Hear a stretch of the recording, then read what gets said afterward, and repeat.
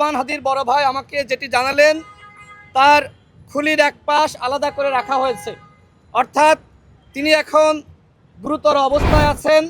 আমরা আল্লাহর কাছে দোয়া করি, মহান আল্লাহ রাব্বুল আলামিন যেন তাকে সুস্থ করে দেন। এই মুহূর্তে একমাত্র আল্লাহই পারেন উসমান হাদিকে আমাদের মাঝে ফিরিয়ে দিতে। আমরা অত্যন্ত ব্যথিত, সারা বাংলাদেশের মানুষ রাজপথে নেমেছে।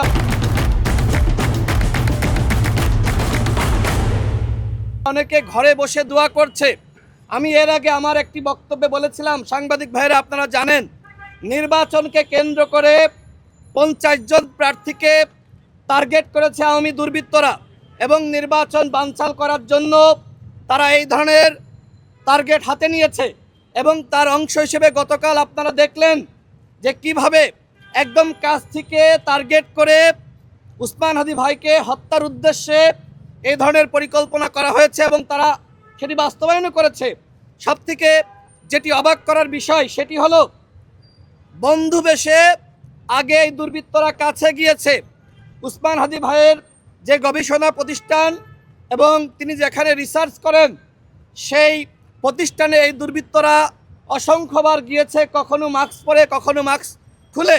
অর্থাৎ আমরা যেটি দেখি যে ছাত্রলীগের দুর্বৃত্তরা তারা এই যে মাস্ক পরে ঝটিকা মিছিল করছে, সংখ্যায় হয়তো অল্প, এটি দেখে আমরা মনে করি যে আওয়ামী লীগ হয়তো আর ফিরতে পারবে না।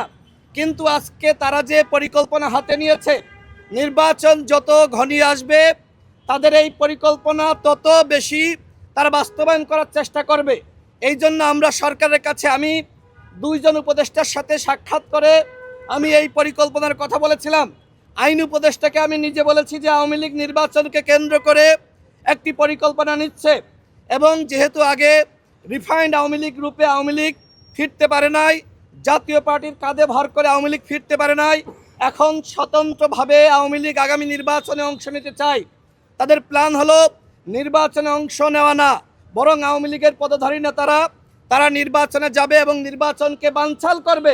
কিন্তু সরকার আমাদের এই কথাগুলোকে গুরুত্ব দিচ্ছে না। এমনকি আমি প্রধান নির্বাচন কমিশনার